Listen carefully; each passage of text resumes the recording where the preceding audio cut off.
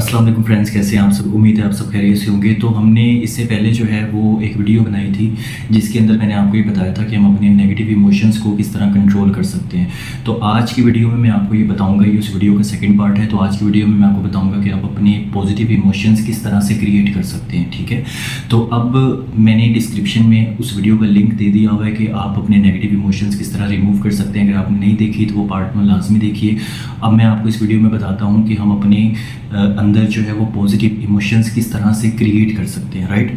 तो सबसे पहले आप एक बात को समझिए कि ये जो टॉपिक है लॉ ऑफ अट्रैक्शन का, कि हम किस तरह से अपने अंदर पॉजिटिव इमोशंस क्रिएट कर सकते हैं। तो अगर अभी तक आपने लॉ ऑफ अट्रैक्शन को अपनी लाइफ में अप्लाई नहीं किया तो उसके बाद आप बाद में ना कहिएगा कि मेरे लिए ये टेक्निक्स काम नहीं की जो मैं अभी इस वीडियो में आपको बताना चाहता हूँ, राइट।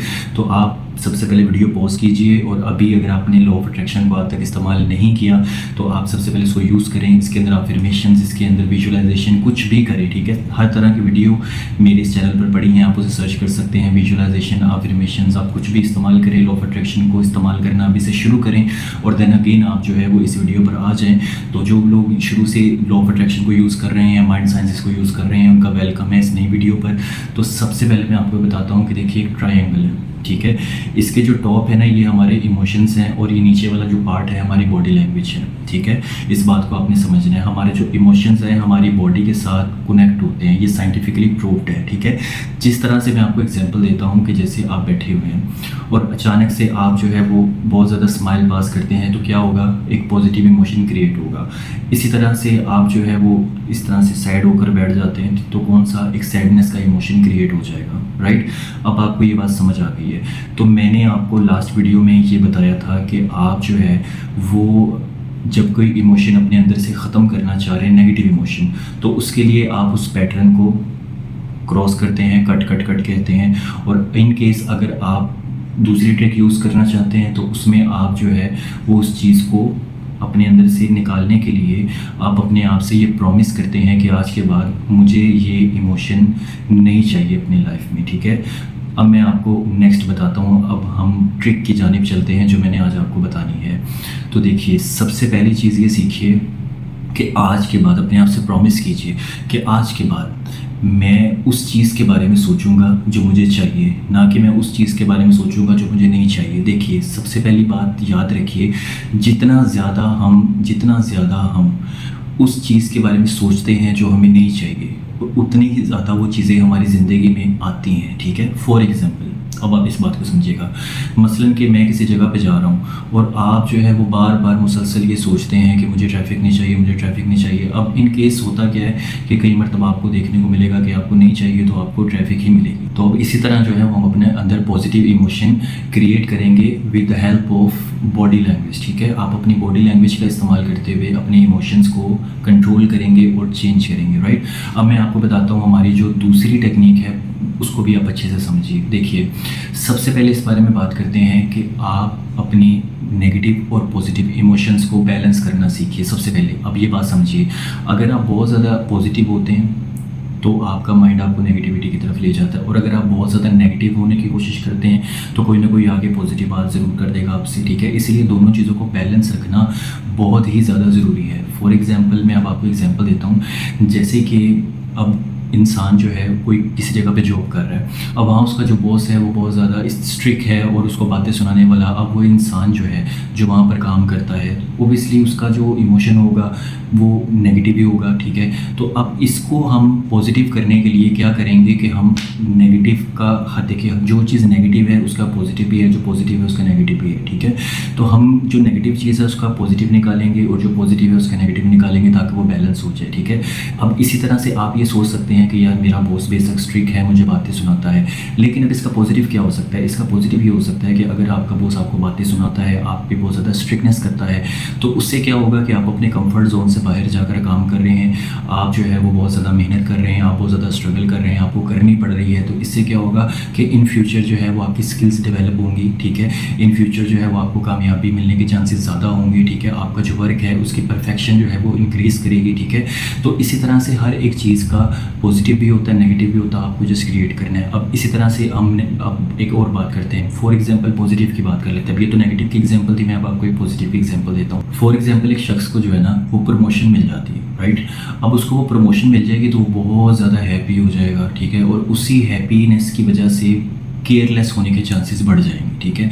तो जैसे ही वो बहुत ज़्यादा हैप्पीनेस में आ जाएगा, बहुत ज़्यादा पॉजिटिव हो जाएगा, तो उसके अंदर वो क्या करे कि एक पेज ले, उसके ऊपर कुछ उसके बारे में नेगेटिव चीज़ें लिखना शुरू कर दे। अब वो क्या लिखेगा, फॉर एग्जांपल उसको बैलेंस करने के लिए वो ये लिखेगा कि यार अब मेरा काम जो है वो इंक्रीज़ कर जाएगा, ठीक है, मेरी जिम्मेदारी बढ़ जाएगी, मुझे अपने साथ पूरी टीम को हैंडल करना पड़ेगा, मुझे जो है वो अपने काम के अंदर परफेक्शन दिखानी पड़ेगी। ओबियसली मैं जो है वो अब सुपरवाइज़र हूँ या मैं अगर एक बड़ी पोस्ट पर काम कर रहा हूँ तो मेरी जिम्मेदारी इंक्रीज़ कर जाएगी, तो उसका वो ग्रेटिट्यूड बनेगा उसके अंदर और वो बैलेंस हो जाएगा, ठीक है। तो अब जब वो बैलेंस होगा तो इसका फ़ायदा क्या होगा, इसका फ़ायदा ये होगा कि वो इन फ्यूचर इस खुशी में केयरलेस नहीं होगा, ठीक है, और उसके बाद वो ओवर कॉन्फिडेंस नहीं आएगा उसके अंदर, ठीक है। तो इस तरह से अपने इमोशंस को आपने बैलेंस रखना है, इन बात को आपने याद रखना है। पॉजिटिव भी नहीं बहुत ज़्यादा होना चाहिए, बहुत ज़्यादा नेगेटिव भी नहीं होना चाहिए, हमें अपने इमोशंस को बैलेंस रखना सीखना चाहिए।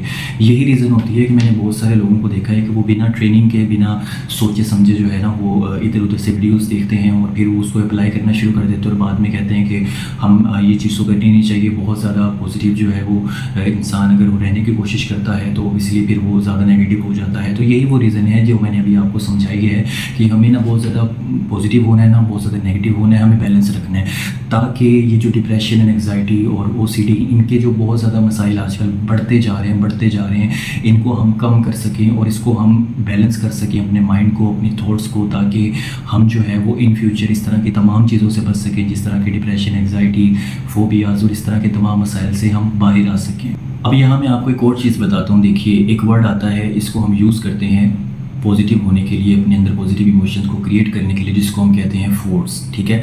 अब ये फोर्स हर कोई कह तो देता है लेकिन इसको कोई समझाता नहीं, ये फोर्स क्या चीज़ होती है। जैसे फॉर एग्जांपल मैं आपको एक चीज़ समझाता हूँ। देखिए, अब मिसाल के तौर पे आपके घर के अंदर 3 से 4 लोग बैठे हुए और आपके घर मान लीजिए कि किसी मेहमान ने आना है, ठीक है। अब वो मेहमान आपके घर में आता है तो ऑब्वियसली वो 1 घंटा लेट हो जाए, वो 2 घंटे लेट हो जाए, तो अब क्या होगा, अब ये होगा कि वहाँ जो लोग बैठे हुए हैं ना वो बहुत ज़्यादा ये सोचने लग जाएंगे कि यार कहीं को गलत तो नहीं हो गया, कहीं कुछ मसला तो नहीं होगा, ठीक है।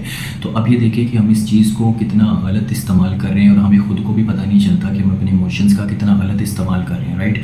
तो अब इसके बदले में हमें क्या सोचना चाहिए, ठीक है। अगर एक पर्सन लेट हो गया हुआ है तो हमें अपने इमोशंस को कंट्रोल रखने के लिए, बैलेंस रखने के लिए हमें ये सोचना है कि यार वो पर्सन जो है वो रिस्पॉन्सिबल है, ठीक है, वो अपना भी ख्याल रखता है, वो दूसरों का भी ख्याल रखता है, वो ठीक रहता है, राइट। तो वो अगर लेट हो गया है तो ओबियसली उसको कोई काम होगा तो वो सेफ़ होगा, वो सेफली घर पहुंचेगा, ठीक है।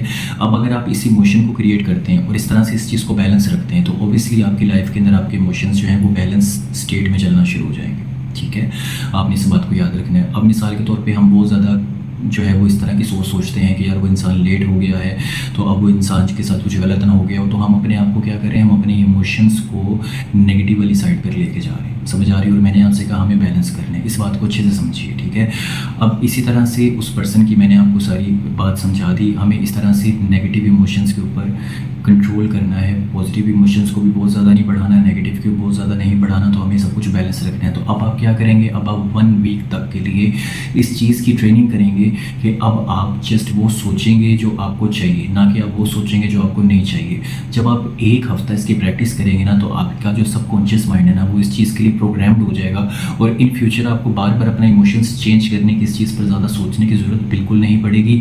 आप जब अपना इमोशन क्रिएट कर लेंगे तो वो उसी रास्ते में, उसी सिमत में ये चीज़ जाना शुरू हो जाएगी। तो इस बात को अच्छे से समझिए कि जैसे ही माइंड हमारा प्रोग्राम हो जाएगा, बैलेंस रखना सीख जाएंगे, तो उसकी प्रैक्टिस के लिए सिंपल समझाया मैंने कि 1 हफ्ते के लिए आपको सिंपल बस वो सोचना है जो आपको चाहिए, ना कि वो सोचना जो नहीं चाहिए, ठीक है। हर तरह की सिचुएशन, कैसी भी सिचुएशन आ जाए, आपको बस बैलेंस रखना है। अपने आप को किस तरह से रखना है ये मैंने आपको सब समझा दिया है। तो आई होप सो कि आपको वीडियो अच्छे से समझ आई होगी। अगर आपको कोई क्वेश्चन हो तो आप कमेंट्स में मुझे लाजमी कर सकते हैं। अपना बहुत सारा ख्याल रखिए, वीडियो को शेयर करिए, चैनल सब्सक्राइब कीजिए। मैं आपको मिलता हूँ एक नए टॉपिक के साथ एक न्यू वीडियो में, तो तब तक के लिए अपना बहुत सारा ख्याल रखिए। अल्लाह हाफ़िज़।